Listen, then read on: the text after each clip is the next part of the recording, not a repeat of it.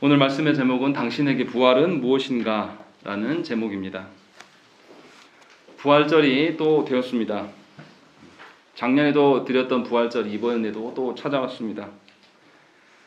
부활절은 매해 있습니다. 그런데 안타깝게도 저와 여러분들의 일상의 삶에서 주님의 부활의 능력은 사실 찾아보기 어렵습니다. 다른 어떤 것보다 그 부활의 능력은 희미하고 연약하고 아무런 보잘것없는 것처럼 우리가 취급을 합니다. 오늘 본문의 말씀을 보면 우리 시대만 그랬던 것 같지는 않습니다. 바울이 고린도 교회를 향하여서도 동일한 이야기를 하고 있다는 것입니다. 부활을 믿지 못하는 자들에게 바울은 그리스도의 부활과 연계하여서 권면하고 있습니다. 부활을 믿지 못함은 그리스도의 부활하심도 부정하는 것과 같다고 바울은 말합니다. 현대인들에게 부활은 어떤 의미일까요? 여러분들에게 또 우리들에게 부활은 무슨 의미입니까? 부활의 소망으로 사는 자는 자신의 독생자도 하나님께 번제로 드릴 수 있다고 히브리서 기자는 아브라함의 경우를 들어서 예를 들음을 우리가 잘 알고 있습니다. 하지만 우리는 우리 자녀를 하나님께서 번제라고 바치라고 하신 적도 없는데 드리기 아까워합니다. 결코 드릴 수가 없는 것이죠. 그렇다면 우리에게 있는 이 부활의 의미는 무엇입니까? 분명히 히브리서 기자는 믿음으로 말미암은 사람은 하나님께서 부활을 이 이삭을 죽은 자 가운데서 살릴 수 있음을 믿었기 때문에 하나님께 번제를 드릴 수 있다라고 이야기를 하였으나 우리의 삶은 전혀 그렇지 않는 것이죠. 번제를 드리기는커녕 우리 자녀에게 마음에 상처가 될까봐 복음도 제시하지 않는 우리의 모습이 사실은 우리에게 아무런 부활의 능력이 없다라는 것을 반증해 주고 있는 것입니다. 그래서 세상살이의 어떤 한 토막보다 못한 것이 부활이에요. 그렇지 않습니까? 저 여러분의 삶 속에서 정말로 부활을 근거하여서 우리가 살아가지 않아요. 자녀가 아프면 하나님의 손에 이 자녀가 있기 때문에 결코 죽지 않고 죽었다 할지라도 하나님이 살리실 것이다 라는 믿음으로 하나님께 간구하기보다는 의사 한마디가 훨씬 더 확증적인 것이고 부활의 능력보다 큰 것이 우리의 실태입니다. 정말로 우리가 부활을 소망하고 있는 것일까요? 우리가 부활을 소망하고 있는데도 불구하고 우리가 모두 누리는 것이 부활에 근거한 것인지를 돌아봐야 된다는 것입니다. 정말로 부활을 하나님께 맡기고 하나님께로부터 부활이 온다라고 믿는다라면 우리 삶이 어긋나고 우리 삶이 쪼개져 나가도 상관없는 것 아니겠습니까? 부활의 능력과 가치를 전혀 누리지 못하는 자들에게 책망밖에 없을 수밖에 없죠. 그런데 오늘 말씀에 보면 그렇지 않은 것을 우리가 살짝 볼 수가 있는 거예요. 부활의 의미를 알고 살아가는 사람이라면 신앙생활을 정말 잘하는 것이고 고통스러운 것이 아니라 기쁨의 삶을 살겠죠. 그런데 우리의 신앙생활은 굉장히 괴롭고 힘들고 견디기만 하는 것처럼 느껴지는 분들이 참으로 많다는 것입니다. 왜냐하면 이 부활이 우리에게 짐이 되는 것뿐이거든요. 그래서 작년에 있었던 부활절과 올해 있었던 부활절은 많지만 정작 부활의 참된 능력은 우리가 전혀 누리지 못하고 있다는 것입니다. 그러면 그런 우리들에게 하나님은 어떻게 대하실까요? 또 우리는 그렇게 살아감에 있어서 무엇이 문제일까요? 오늘 말씀에서 이 바울 사도가 고린도 교회에게 언급한 것처럼 분명히 그리스도께서 부활하심이 우리의 첫 모델이 된다라고 말씀하셨어요. 그런데 우리는 그것을 믿지 않는 것처럼 살아간다는 것이죠. 예수님 당시에는 어땠을까요? 우리 마가복음 16장 말씀을 한번 보시죠. 마가복음 16장 말씀을 이제 주로 놓고 설명을 할 텐데요. 마가복음 16장 말씀은 주께서 부활하셨던 그 장면을 그리고 있습니다. 제자들은 주님과 함께 공생의 3년을 보내셨습니다. 그 보내는 동안에 제자들은 기적을 보았고 또 하나님의 나라의 말씀을 주님으로부터 직접 배웠던 자들입니다. 그런데 놀랍게도 제자들에게 부활의 소망이 있었습니까?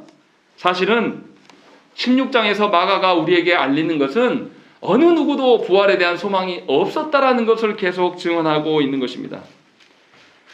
분명히 안식일 새벽에 안식일이 끝나자마자 이른 새벽에 아직 해가 뜨기도 전에 막달라 마리아와 야고보의 어머니 마리아와 살로메가 주님의 시신에 향품을 바르기 위하여서 주께서 묻히신 무덤으로 향해 달려갔습니다. 정말로 이 여인들은 어느 누구보다도 주님을 사랑했던 것 같아요. 그래서 아무도 찾아오지 않는 그 시각에 이 여인들이 달려가요. 그런데 그 여인들에게 달려가는 이유가 무엇입니까? 3절 보십시오. 3절 읽겠습니다.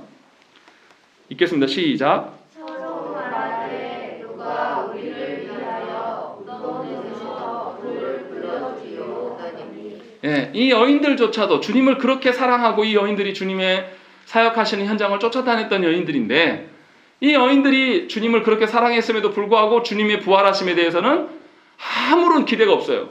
그래서 무슨 이야기 합니까? 주님은 이미 죽었고 시신으로 남아있는데 그 시신을 만지려면 무덤에 가로막고 있는 그 큰 돌을 치워야 되는데 누가 이 문을 열어줄 것인가? 이것이 이 여인들의 첫 번째 고민이었어요. 그런데 이 고민이 이제 고민이 아닌 것이 나타납니다. 무덤에 가보니까 어떻습니까? 돌문이 열려 있어요. 그리고 그 무덤 안에는 흰옷 입은 청년이 한 명 서 있는 것이죠. 주께서 부활하셨기 때문에 이 여인들에게 더 이상 돌문 여는 것은 문제가 되지 않는다는 것입니다. 부활을 알았다라면 이 여인들이 시신 주님을 만나러 간 것이 아니라 살아계신 주님을 기대함으로 말미암아서 무덤에도 아니고 갈릴리로 내려갔을 것입니다.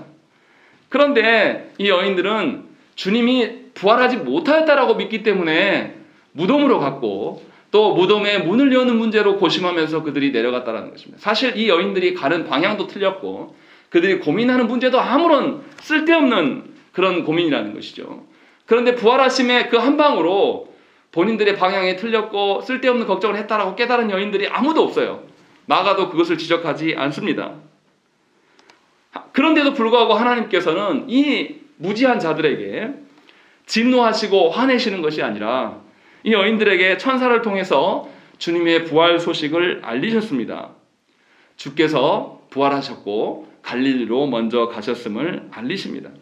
그러면 이 여인들이 듣고 뭐 해야 되겠습니까? 주님이 죽으시기 전에 부활하실 것과 가셔서 갈릴리로 가 계실 것을 이미 여러 차례 알리셨기 때문에 그 가르침을 기억해내고 우리가 갈릴리로 가야 되겠구나라고 생각하면서 기뻐해야 되는 것이 정상이에요.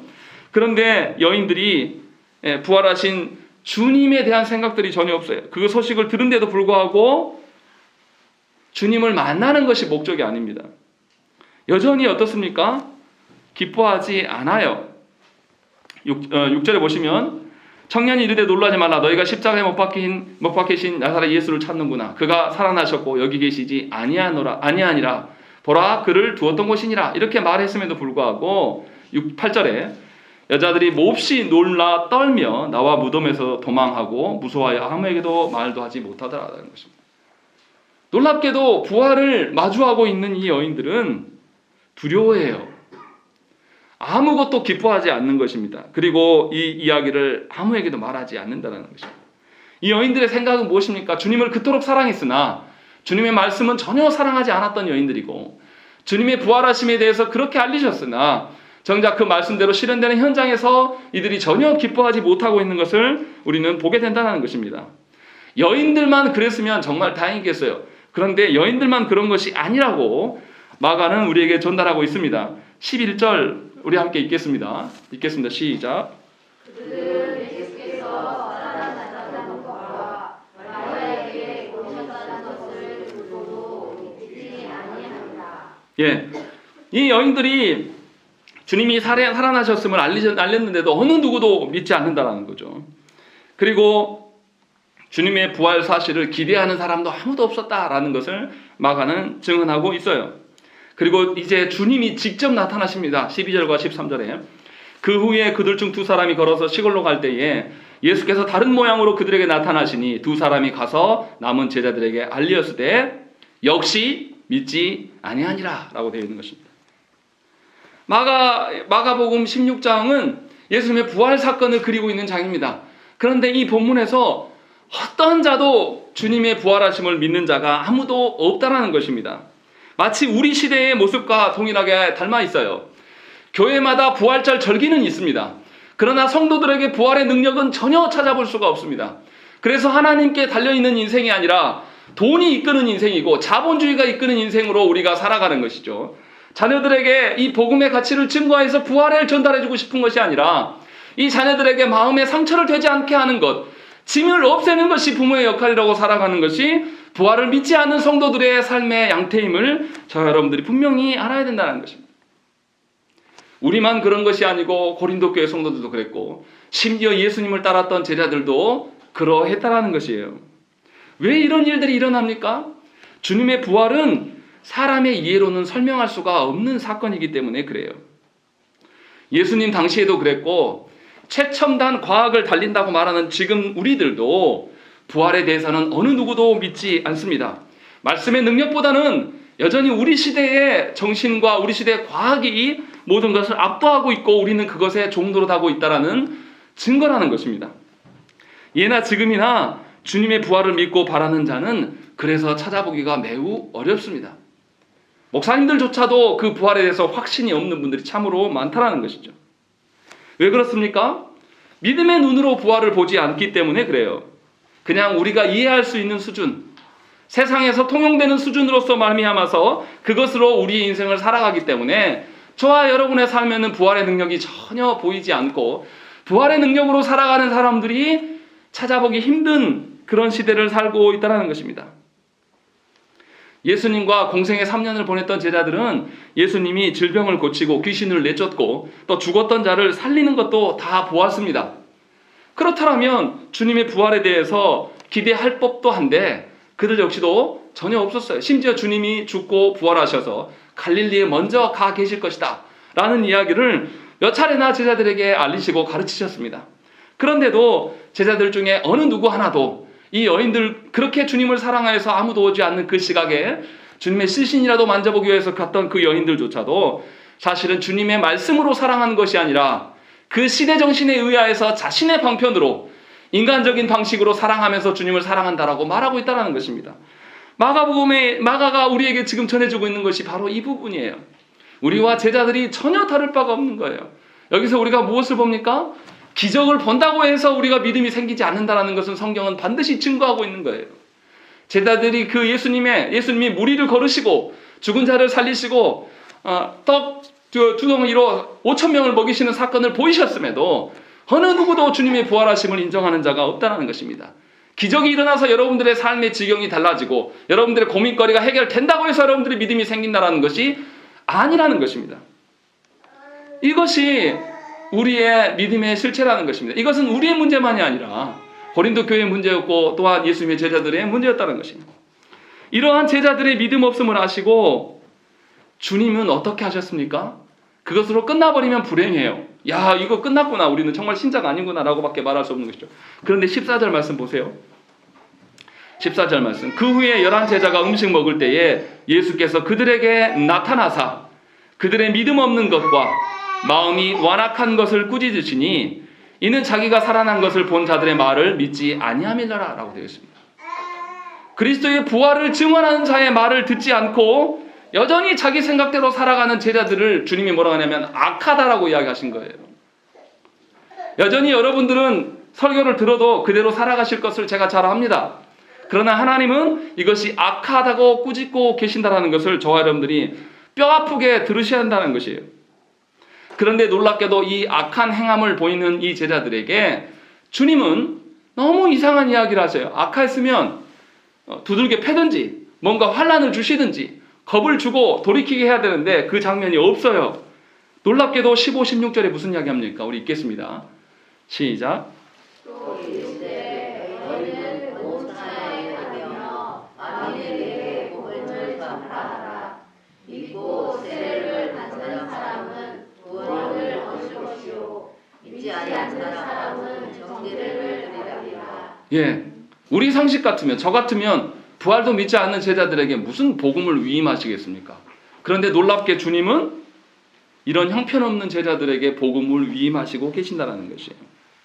왜 부활을 믿지도 않는 그런 자들에게 주님이 복음을 맡기셨을까요?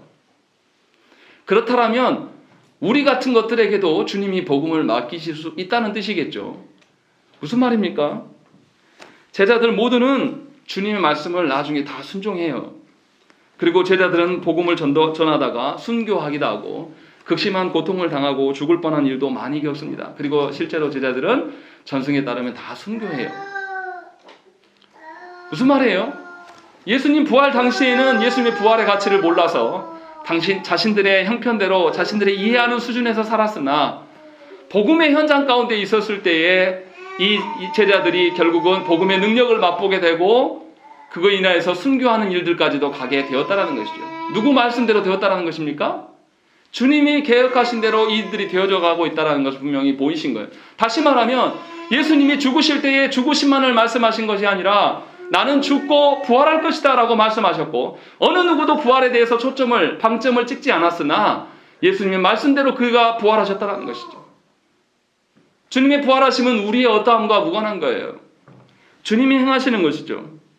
그렇기 때문에 주님은 복음을 전하는 일에 있어서 제자들의 형편과 제자들의 어처구니 없는 태도에 대해서 그렇기 때문에 그들에게 복음을 위임하지 않으신 것이 아니라 삼위 하나님께서 이 모든 복음의 능력들을 이뤄 가시기 때문에 형편없는 우리들에게 복음의 사명을 위임하고 계신다는 것을 깨달아야 되는 것입니다. 부활을 이루시는 분은 하나님이십니다. 또한 복음을 전파하게 하시는 이도 하나님이세요. 제자들에게 복음의 현장에 있게 함으로써 그들의 능력이 아니라 하나님의 능력이 어떠한 것을 보게 하시기 위하여서 그 부활의 현장, 복음의 현장에 그들이 머물 수 있도록 하나님께서 다시금 기회를 주시는 것이라는 거죠. 무슨 말입니까? 부활을 믿지 않는 자, 예수 그리스도를 믿지 않는 자가 있어야 될 곳은 복음의 현장이에요. 그래서 여러분들에게 예배가 중요한 것이에요. 여러분들의 형편과 여러분들의 마음이 설교를 들을만 해서 설교를 듣는 것이 아니라 주님이 듣게 하시고 깨닫게 하시겠나라고 하셨기 때문에 여러분 순종하는 마음으로 예배 가운데 참여하고 예배를 귀하게 여기라는 거예요. 이것이 부활을 인정하는 자의 태도라는 거예요. 언제 우리가 부활을 증명해내고 언제 우리가 부활을 믿고 언제 우리가 부활이 우리의 생명이 되는 것처럼 붙잡고 살아갑니까? 우리는 그럴 수 있는 그런 존재들이 아니에요. 부활을 부인하고 부활과 상관없이 살아감에도 불구하고 하나님은 우리를 향해서 아직 진노하지 않으시고 다시금 복음의 현장 가운데 우리를 부르시고 계신다는 것입니다. 제자들 역시도 예수님께서 몸을 보이시고 다 보여주셨으나 이들이 믿지 못했어요. 그런데 오순절 성령 강림의 역사로 말미암아서 이제 그때부터 부활의 참된 의미를 깨닫게 되는 거예요. 하나님께서 깨닫게 하시자 그들이 부활이 복된 소식이고 복음이 복된 소식임을 이제 알게 된 거예요. 그래서 자신의 생명과 자신의 가족이나 이런 것들이 다 허무한 거구나. 육신의 어떠함이 별로 중요하지 않는구나 라는 걸 깨달아서 그들이 처형의 자리에서 복음을 증거하면서 형장이 이슬로 살아가는 거죠. 그것이 하나님께서 우리를 이뤄 가시는 구원의 방편이에요. 지금 당장 세상에 일을 놓아버리면 다 죽을 것 같고 지금 당장 이 일을 놓으면 나와 내 가정이 다 무너져 내릴 것 같은데 사실은 그렇지 않다라고 주님은 계속 말씀하시고 그렇기 때문에 이것을 놓지 못하는 우리들에게 계속 복음의 현장에 있기를 원하시는 거예요. 그래서 여러분들 보기에는 이 문제가 더 커요. 여인들이 보기에는 저 돌문을 누가 열어줄까를 염려하였으나 주님은 그 문을 스스로 열고 나오시고 열 필요 없음 우리에게 보이신 거예요. 헛된 세상의 일에 문제로 사로잡혀서 이것이 되네 안 되네 문제로 우리는 전전긍긍하지만 부활하신 주님 앞에서 그 문제는 아무것도 아니라는 거예요. 쓸데없는 것들로 인하여서 눈물을 보이고 쓸데없는 것들로 인하여서 인생을 낭비하면서 우리가 가정을 헛되게 세워가는 경우가 얼마나 많습니까? 그런데도 주님은 여전히 변함없이 우리에게 복음을 주시는 거예요. 부활의 현장, 복음의 현장에 우리가 있기를 원하는 거예요.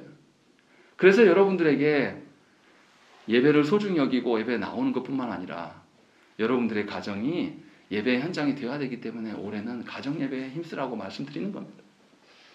그것이 주님의 능력에 순종하는 거예요. 이게 어렵다라면 도대체 무엇을 할 수 있겠습니까? 이것조차도 우리가 행하지 못하면서 주님의 부활하신 주님을 찬양합니까? 말만 찬양하는 거예요. 참된 부활의 의미는 여러분들의 현장에 있어야 돼요. 그리고 더 중요한 것은 뭐냐면 부활절만 부활을 생각하는 것은 큰 오류예요. 주일이 무슨 날입니까? 원래 안식일이 토요일이에요. 왜 우리가 주일을 지킵니까? 그리스도의 부활하심을, 그 부활의 능력을 인정하며 고백하는 그 날이 바로 주일이에요. 한국교회가 아주 문제가 심각한 것이 부활절만 부활이 있는 것처럼 말해요. 주님이 부활하셨기 때문에 안식일이 아니라 주일로 바뀐 거예요. 그 부활하신 주님 앞에 나오는 우리들의 태도는 여전히 인간적이에요. 인본주의적이란 말이에요.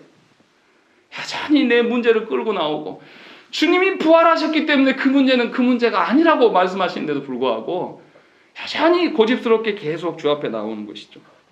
주님의 부활을 붙잡고 나오는 것이 아니라 자신의 욕망 덩어리들을 끌고 와서 주님 이것을 채우십시오. 이것을 채우십시오라고 이야기하는 거예요. 주님은 계속 우리에게 부활을 봐라 이야기하고 있는 것이고, 주님은 복음 앞에 사람에게 두 가지 선택을 요청하십니다. 사흘 만에 부활하신 주님을 믿을 것인가 믿지 않을 것인가를 말씀하고 있는 거예요. 그래서 예수님이 제자들에게 그들의 믿지 못함을 아심에도 불구하고 뭐 했습니까? 복음을 맡기신 거예요. 너희가 복음을 믿는 자라면 복음을 전할 것이고, 이 부활을 믿지 않는 자라면 복음을 전하지 않는 자로 남게 될 것이다. 그래서 제자들과 주님을 사랑했던 여인들도 처음에는 모두 주님의 부활에 부인했습니다. 주님의 부활하심에 대해서 아무도 기뻐하지 않았어요. 지극히 인간적인 사고로 모든 삶을 살아왔던 자들이기 때문에 그렇다는 것이죠. 인간적 사고에 젖어서 살아가는 자들은 주님의 복음의 명령에 순응하지 않을 것입니다. 그러함에도 주님은 우리에게 명령하시는 거예요. 다시 말하면 무엇입니까? 믿을 것이냐 믿지 않을 것이냐를 결정하라는 거예요. 이게 굉장히 무서운 말씀인 것이죠. 바울 역시도 고린도전서 15장에서 부활을 믿지 않는 자들에게 주님의 부활을 믿을 것을 당부하고 있습니다. 부활을 믿는 자에게 복음은 헛것이 아닙니다. 믿음도 헛것이 아니에요. 그러나 부활을 인정하지 않는 자들에게는 복음도 아무런 가치도 없고 믿음도 아무런 의미도 없는 것이에요. 그렇기 때문에 복음을 위해서 사는 것이 아니라, 믿음대로 사는 것이 아니라 자신의 형편과 자신의 경험과 자신의 연륜에 의거해서 살아갈 수밖에 없는 것입니다. 교회 안에 몸뚱이만 있다고 해서 그리스도인이 아닙니다. 그리스도의 부활을 인정하며 살아가는 자, 그 부활에 근거하여서 믿음과 복음을 소유하고 살아가는 자가 참된 부활의 그리스도인이라는 것입니다. 우리 인생에서 썩어 없어질 문제들이 너무나 많아요. 우리에게 한때는 큰 문제였으나 시간이 지나고 나면 그것이 문제가 아니었다는 것을 우리도 자인하고 고백하는 일들이 얼마나 많습니까? 그 인생에 썩어 없어질 것을 선택할 것이냐, 영원한 하나님 나라의 가치인 이 부활의 신앙으로 살아갈 것이냐를 우리에게 늘 물으시고 있다는 것입니다. 이 부활이 우리는 어떻습니까?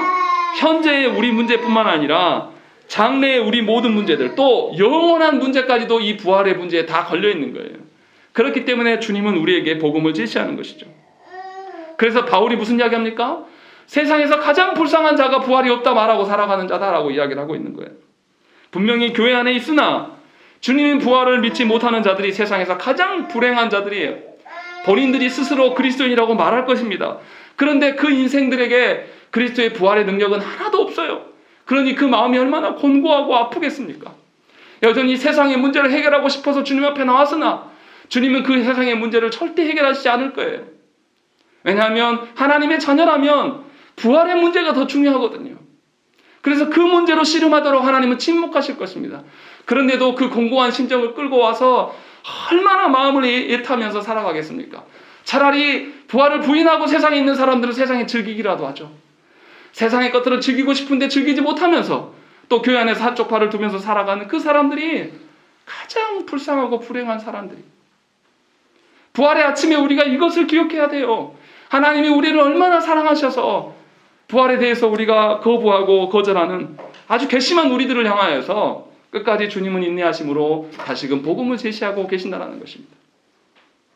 놀랍지 않습니까? 우리가 마가복음 16장에 나타난 사람들과 무엇이 다릅니까? 우리도 이런 사람들이에요. 그런데 주님은 우리에게 성내지 아니하시고 분노하지 않으시고 하나님의 진노를 홀로 다 감당하셨음에도 불구하고 본전 이야기를 하시지 않아요. 그저 우리에게 다시금 복음 앞에 서라고 말씀하고 있는 것입니다. 왜냐하면 우리의 구원은 우리 손에 달려있는 것이 아니라 삼위 하나님께서 이루실 것이라고 약속하셨기 때문에 그래요. 우리의 구원은 우리의 영혼에만 관련된 것이 아니라 우리의 육신의 삶 모든 것을 관여하고 있습니다. 그래서 주님은 다시금 우리가 복음 앞에 서기를 원하시는 거예요. 세상에서 가장 지혜롭고 성공할 수 있는 방편이 바로 복음 안에 있다. 이것을 우리에게 제시하시고 주께서 모든 잠자는 자들의 첫 열매로 부활하셨던 것을 증거로 내미시면서 봐라, 나도 참 인간으로 이 땅에 와서 살았지 않았냐, 그리고 죽고 부활하지 않았냐라고 보이는 거예요. 생각을 해보세요.